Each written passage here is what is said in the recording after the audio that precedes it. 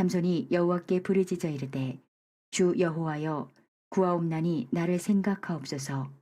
하나님이여 구하옵나니 이번만 나를 강하게 하사 나의 두 눈을 뺀 블레셋 사람에게 원수를 단번에 갚게 하옵소서 하고, 삼손이 집을 버틴 두 기둥 가운데 하나는 왼손으로 하나는 오른손으로 껴 의지하고, 삼손이 이르되 블레셋 사람과 함께 죽기를 원하노라 하고 힘을 다하여 몸을 굽히매 그 집이 곧 무너져 그 안에 있는 모든 방백들과 온 백성에게 덮이니, 삼손이 죽을 때에 죽인 자가 살았을 때에 죽인 자보다 더욱 많았더라. 그의 형제와 아버지의 온 집이 다 내려가서 그의 시체를 가지고 올라가서 소라와 에스다올 사이 그의 아버지 마노아의 장지에 장사하니라. 삼손이 이스라엘의 사사로 20년 동안 지냈더라. 이에 예수께서 이르시되 아버지 저들을 사하여 주옵소서, 자기들이 하는 것을 알지 못함이니이다 하시더라. 그들이 그의 옷을 나눠 제비 뽑을새.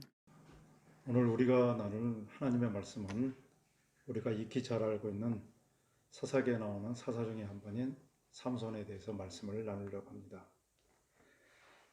우리가 어렸을 때부터 주일학교에서 흥미롭게 들었던 이 괴력의 사나이 삼손. 그런데 이 삼손은 수많은 사사들 가운데 유일하게 실패한 사사로 기록이 되고 있습니다. 그래서 오늘은 우리가 성공한 사사들, 즉 하나님께 영광을 돌린 사사들보다는 이 사람의 실패를 분석함으로써, 우리 자신을 대입함으로써 마치 우리가 공부할 때 오답 노트를 따로 만들어서 실패를 경험하지 않는, 즉 전답을 우리가 피해가는 그런 시간을 가지려고 합니다. 자, 첫째, 삼손의 이야기는 그 부모의 불임으로 시작을 합니다. 그래서 성경을 보게 되면 마치 예수님의 어머니 마리아에게 천사가 나타나서 수태를 고지한 것처럼 이 불임으로 고통을 받고 있던 이 부모들에게 천사가 수태를 고지합니다. 여러분, 고지하면 세금 고지서 생각나시죠? 미리 알려준다는 그런 뜻이죠. 자, 기독교 신앙을 여러 가지로 표현합니다만은 역설의 종교라는 그런 표현을 씁니다. 역설, 패러독스라는 뜻이죠. 예를 들어서 급할수록 천천히 가라, 이런 뜻이죠. 자, 성경에 보게 되면 하나님께서 아브라함을 부르실 때 열국의 아버지로 만들어 주겠다. 그리고 그 부인 사라에게는 열국의 어머니. 그런데 어렵쇼. 75세 불러서 자녀를 주시겠다는 약속이 25년 뒤에 성취되면서 이 부부들은 굉장히 오랜 시간 불임의 고통을 겪죠. 100세가 나서 얻은 아들, 그 이삭도 그 아버지의 이름처럼 열국의 아버지라는 뜻이기 때문에 자녀가 많을 것으로 예상이 됐는데, 이 아들도 40에 결혼해서 60에 아들을 얻는, 그래서 그 아내인 리브가가 하나님 앞에 기도했더니 하나님께서 그 기도를 들으시고 쌍둥이를 주신. 그리고 사무엘도 보게 되면 그 어머니가 불임의 고통을 겪다가 기도를 들으시고 하나님께서 그 기도를 들으시고 아들을 주셨다. 그러니까 이 우리의 믿음의 조상들이 얻었던 이 자녀들은 건강한 결혼 생활에 자연스러운 결과가 아니라 기도를 하나님이 들으시고 기도의 응답으로 자녀를 주신. 따라서 이 자녀들은 태어나서 일생을 살 동안 하나님의 특별한 사명을 감당해야 되는 사람이라는 의미를 가지고 태어났다는 것이죠. 자, 그래서 이 역설의 종교, 열국의 아버지, 열국의 어머니, 어렵쇼, 불임의 고통. 마찬가지로 삼손의 부모님들도 불임의 고통을 겪고 있었죠. 그때 하나님께서 천사를 보내셔서 너희 집에 자녀가 있을 것이다. 그리고 이 아들은 우리가 잘 아는 대로 나시린으로 평생을 살아야 된다는 언지를 주십니다. 나시린, 이 사람들은 종족이 아니라 평생 살아가면서 하나님과의 세 가지 약속을 서약을 하고 그 서약대로 살아야 된다는 그런 의미를 가지고 있죠. 정결한 생활, 머리, 그 다음에 술, 세 가지 알코올을 입에 대지 않는 것. 즉 그래서 삼손의 일생을 보게 되면 이 세 가지 서약을 다 어기게 되는 것이죠. 그래서 결과적으로 실패한 사사가 된다는 그런 의미를 가지고 있습니다. 그래서 삼손의 부모가 불임을 겪었고 불임의 고통을 겪은 끝에 천사들에 의해서 고지를 받은 다음에 이 자녀를 하나님 앞에 특별한 사명을 가진 자녀로 태어났다. 여러 가지 의미가 있지만은 무엇보다도 하나님께서 사울을 왕으로 세우실 때 특이한 것은 40이 넘은 사울을 왕으로 부르실 때 사울은 신약 용어로 말하자면 성령 체험을 하고 시작한다는 것입니다. 그래서 그렇죠. 사울도 예언자 중에 하나였던가 그런 말이 떠돌았다고 그랬죠. 자, 이게 뭡니까? 아브라함, 이삭, 사무엘 이 모든 사람들이 부모들의 특별한 기도의 결과로 하나님이 주신 자녀. 삼손도 그러한 기도의 결과로서 자녀. 이 사람들은 어떤 의미에서는 선택의 여지가 없이 하나님의 일을 해야 되고 하나님의 특별한 사명을 감당해야 된다는 그런 뜻을 가지고 태어났다는 것이죠. 그런데 삼손이 실패를 했다. 어디서부터 실패를 했냐? 자, 첫 번째입니다. 이 사람들은 하나님께서 가나안 사람들을 다 쫓아내라고 했는데 그 이스라엘 백성들이 가나안 사람들을 쫓아내지 못하고 함께 살게 됩니다. 가나안 사람들과 함께 살게 되자 하나님께서 그 다음에 무슨 경고를 하시냐면 결혼하지 말라. 통혼 관계를 하지 말합니다. 이걸 또 어깁니다. 삼손의 실패는 첫째, 부모님의 말씀을 어기고 이방 블레셋 여자와 만나서 결혼한 것에서부터 시작이 됩니다. 잘 될 리가 없죠. 자, 결혼했습니다. 부모님의 만류를 듣지 않고 결혼했습니다. 결혼했는데 어디서부터 문제가 생겼냐? 자, 첫날 밤에 이제 수수께끼를 내죠. 수수께끼를 블레셋 사람들이 옷을 뺏기지 않기 위해서 삼손의 부인과 처가 식구들을 협박해서 그 비밀을 알아내죠.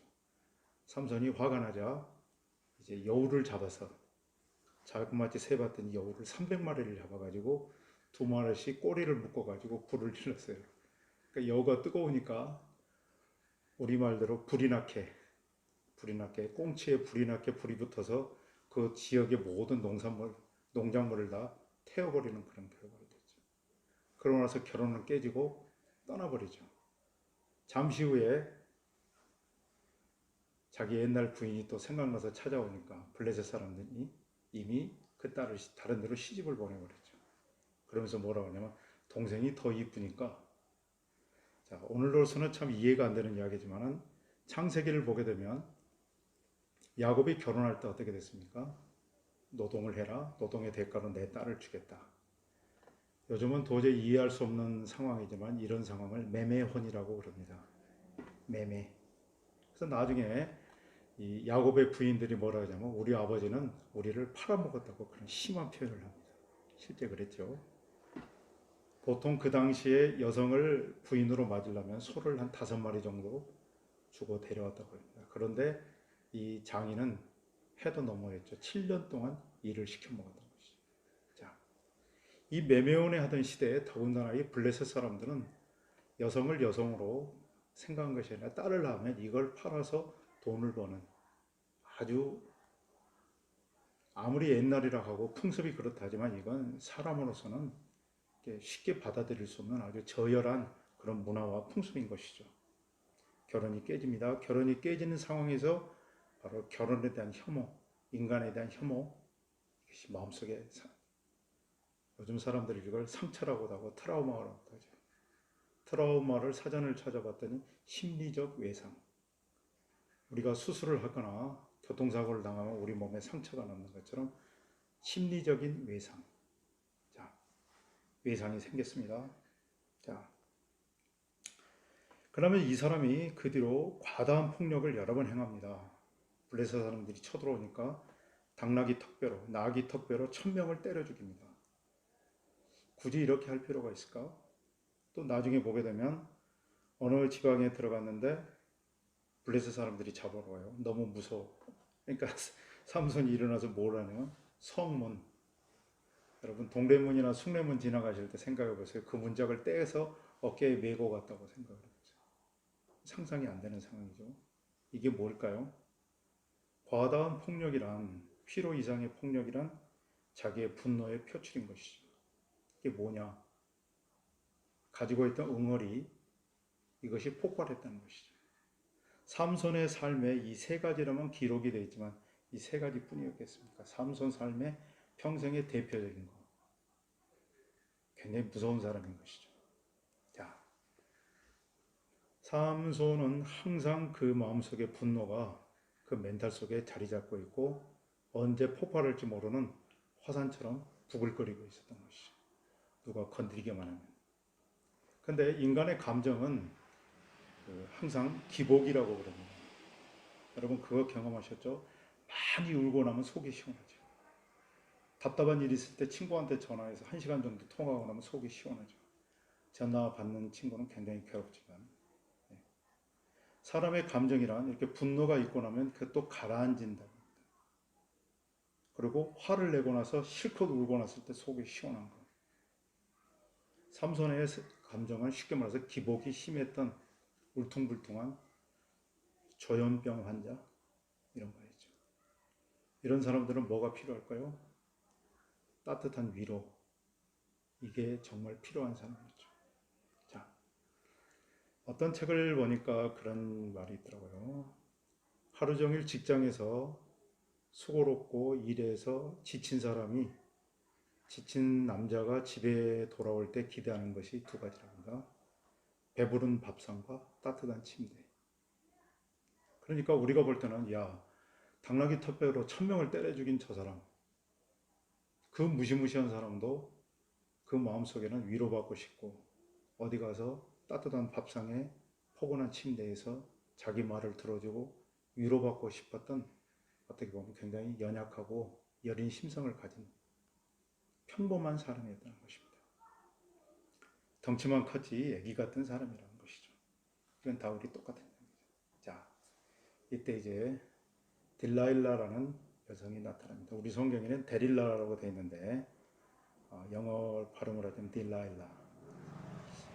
나이 드신 어른들은 기억하실 거예요. 톰 존스라는 가수가 부른 딜라일라라는 노래가 있었고 이 노래가 우리나라에 또 번역이 돼서 불렀죠. 그 딜라일라가 뭐냐?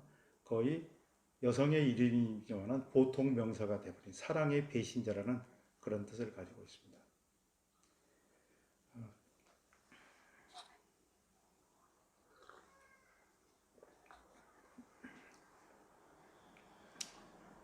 자,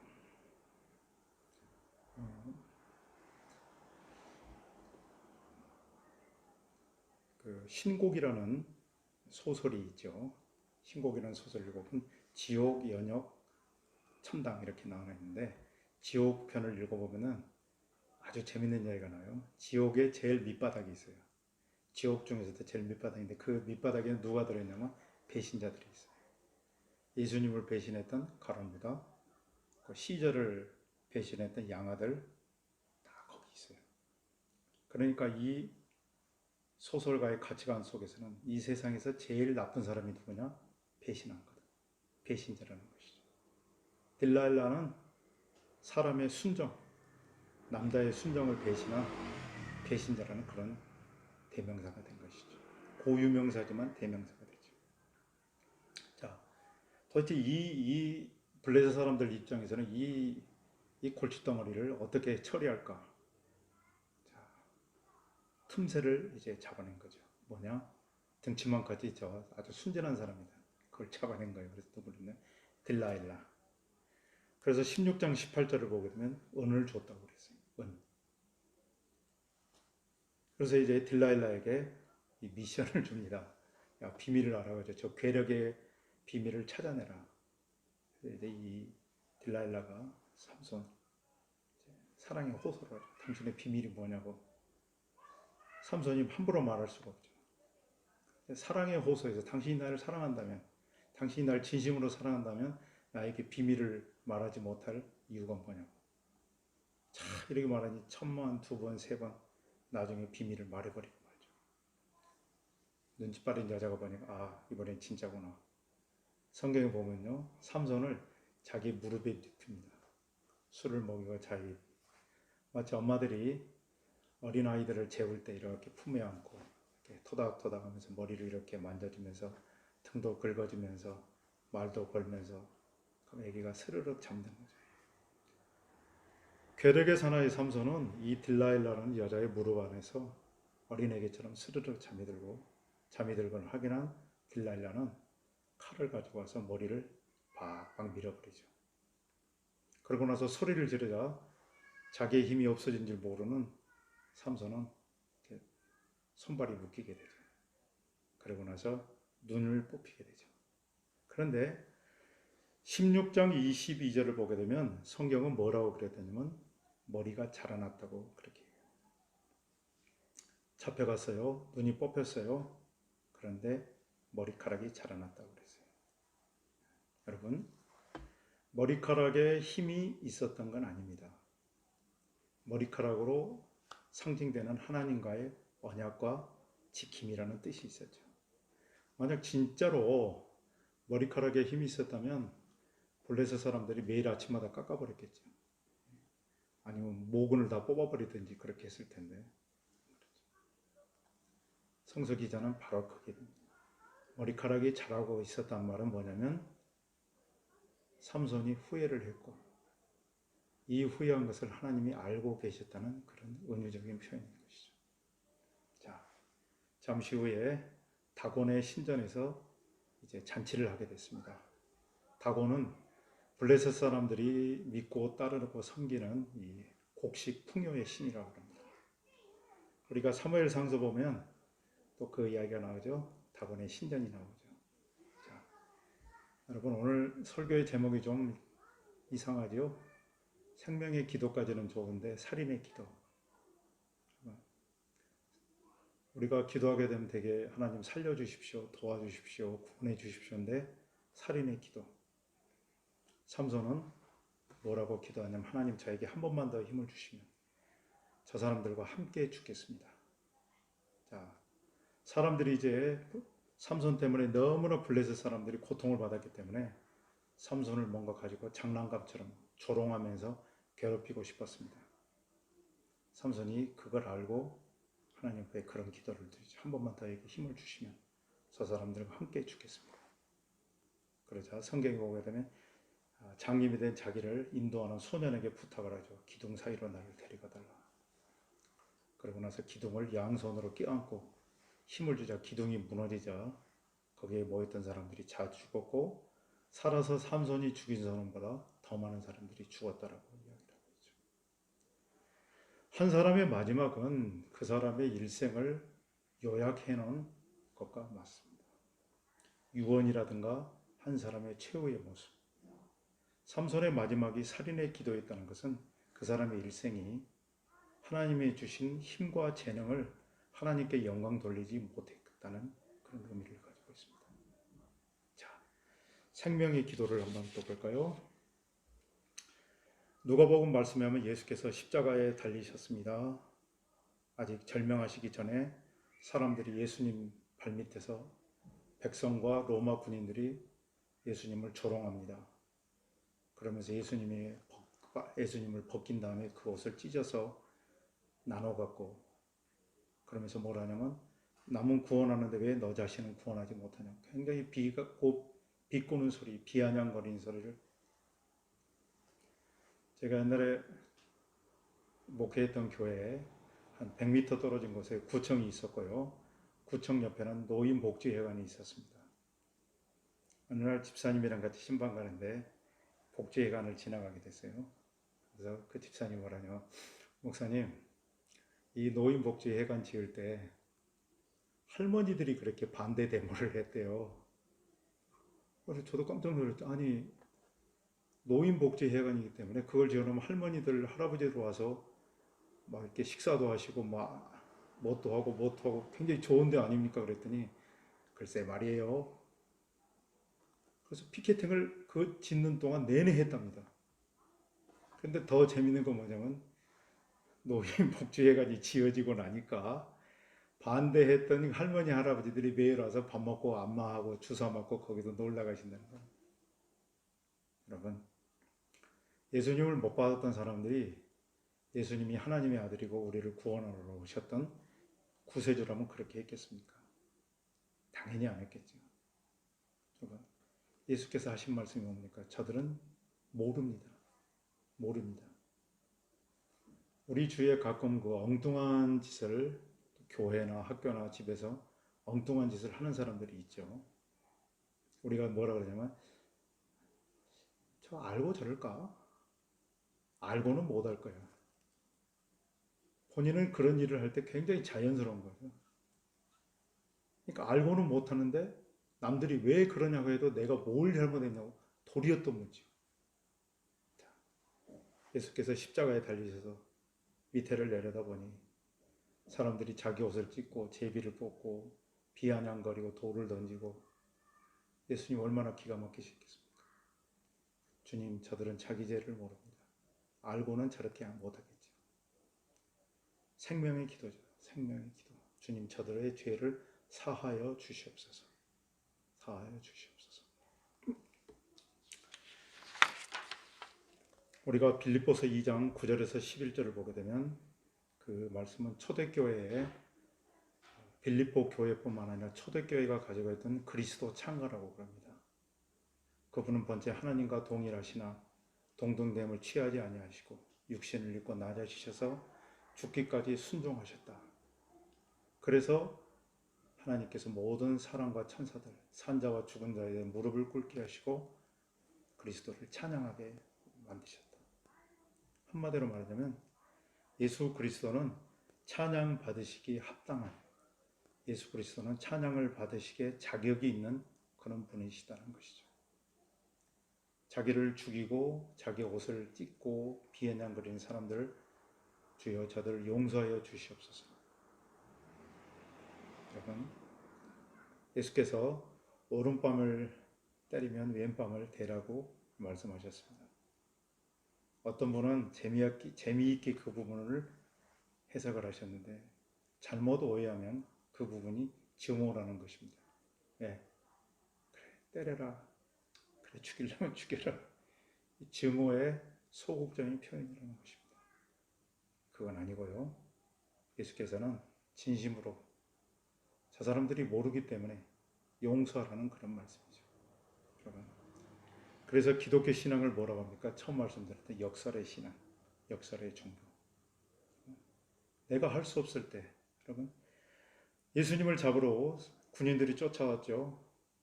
예수님의 제자가 칼을 들어서 저쪽 사람의 귀를 댔지요. 예수님께서 귀를 붙여주면서 뭐라고 했습니까? 내가 기도하면 하나님께서 하늘의 천사를 2군단이라도 보낼 것이다. 내가 약할 때, 내가 무능할 때 하나님이 역사하신다는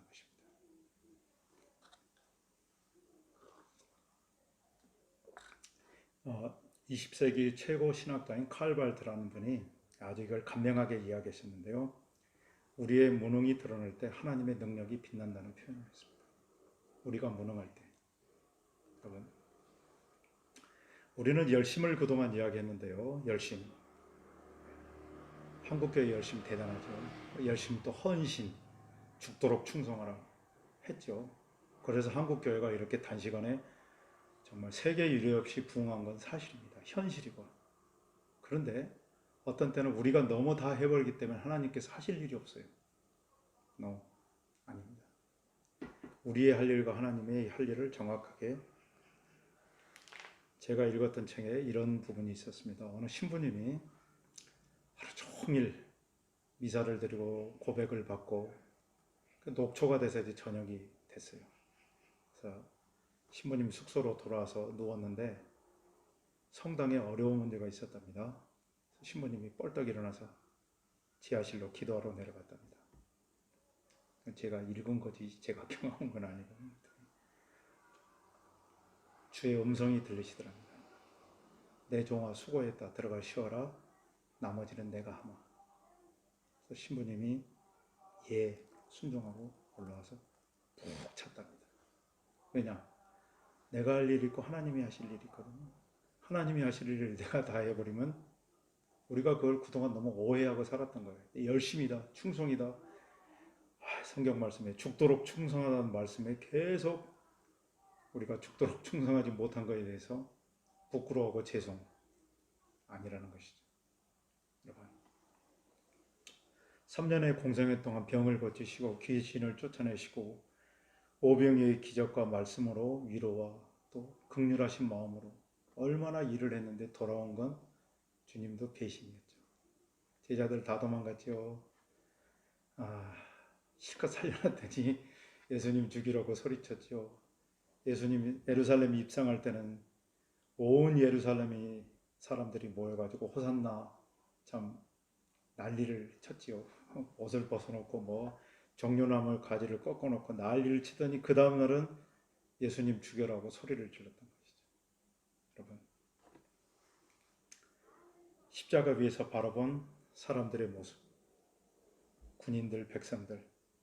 그러나 주님은 저들은 저기의 죄를 모릅니다. 사하여 주시옵소서. 이 말씀 한마디, 이 생명의 기도로 예수 그리스도는 우리의 구세주로서 찬양받으시기 합당하신 분이 되셨습니다. 여러분, 삼손을 생각할 때 참 안타깝습니다. 삼손의 실패로 잠깐 돌아가 볼까요? 사무엘서를 보게 되면 사무엘이 은퇴를 할 때 마지막 고별 설교를 합니다. 그러면서 뭐라 하냐면 내가 현직에서 물론은 나겠지만 뒤에서 계속 기도를 하겠다. 그러면서 나는 기도를 쉬는 죄를 범치 않겠다. 즉, 이 사명을 받은 사람의 가장 큰 사명이 뭐냐면 기도. 기도를 통해서 하나님의 음성을 듣고 하나님의 명령을 받고 하나님의 인도를 받는. 여러분, 여기서 이제 오늘 말씀의 핵심이 여기가 있습니다. 우리는요, 여러분 거의 우리 매일 지하철 타시죠? 지하철은 선로를 따라가죠. 우리 사람은 우리 마음속에 선로가 뭐가 있냐면요, 습관이 선로입니다. 우리의 본성이 선로입니다. 어거스틴이라는 신학자가 인간의 원죄를 설명하면서 인간의 원죄는 뭐냐? 다름이 아니라 이기심, 자기중심성이라고 그랬습니다. 이기심, 자기중심성. 사이코패스에 관한 책을 보게 되면 사이코패스의 특징이 있는데 첫 번째가 과도한 자기중심성, selfishness. 두 번째가 뭐냐면 타인의 고통에 대해서 전혀 무감각한 것. 두 가지 특징을 이야기합니다. 그러면 사람들 가운데 사이코패스가 어느 정도냐? 35% 정도라고 평균. 그런데 가볍냐, 무겁냐, 아주 극심하냐, 아주 극심한 경우는 0.1% 정도라고 합니다. 이 사람들의 특징은 남의 고통에 대해서 전혀 무관심하다는 것입니다. 자, 삼손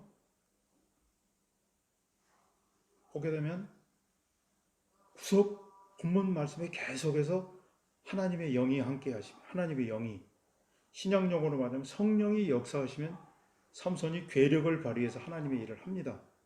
이스라엘 백성을 보호하고 블레셋을 쳐부수고 괴력을 나타내는데 그것이 끝나고 나면, 그러니까 삼손의 기도 생활을, 삼손을 정의하자면 이 기도 생활이 굉장히 들쑥날쑥 심했다는 것입니다. 제가 아는 분 자주 금식하러 올라가십니다. 근데 그분의 이렇게 일상을 이렇게 보게 되면 저 이제 금식하러 다니는 사람 맞나? 그러니까 금식하러 내려와서는 괜찮아요. 그러고 나서 잠시 후에는 자기 본성 본래대로 성격으로 또 돌아가요. 그러니까 이게 계속 들쑥날쑥. 여러분, 사도 바울께서 항상 기뻐하라, 쉬지 말고 기도하라, 범사에 감사하라. 거의 항상성이죠. 항상성. always. 가끔 기뻐해라.